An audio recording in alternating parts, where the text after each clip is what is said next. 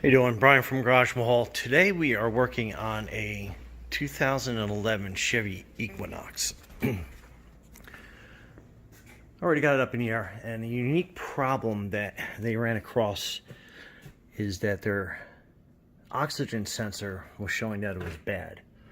So, before I explain this, if you take a look up there, customer tried taking the oxygen sensor out themselves, and they pretty much destroyed anything that you'd be able to put a wrench on. And as you can tell, there's no room to really get anything on there to get that off. So instead of cutting it out or trying to drill, which would have been another, impossible thing, there's just not enough clearance.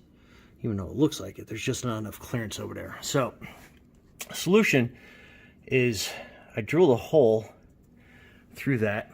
Actually, I used a air hammer, pointed air hammer, pushed that through that bit, and then I used a Dremel tool with I think that's a sharpening stone on it, but just to kind of bore the hole bigger and to make sure that I had any little residual pieces hanging out from there.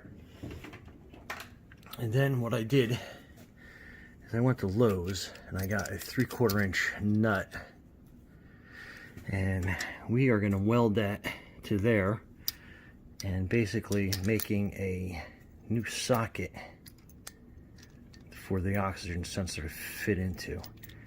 And as you can tell, it's kind of tight on the thread, but it'll sit there, weld, and it'll have a new place for the O2 sensor to actually work. But anyway, I'll keep you posted, and I'll show you the end product after I put a couple tack welds on that, and then we go from there. Alright, so that is the bolt welded on. I know, not the prettiest of welds, but it is solid, it doesn't leak, and we moved it from up there to down here, a more accessible place. And instead of trying to fight and bust your knuckles all up trying to move it from up there, just transfer it a couple inches away and we're good to go.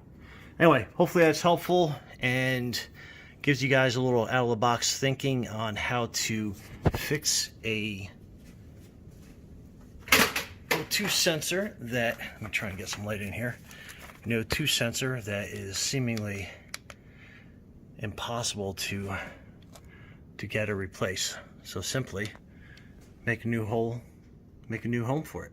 Anyway, there you go. Thanks for liking and subscribing. As always, Brian from Garage Mahal. Have a great day.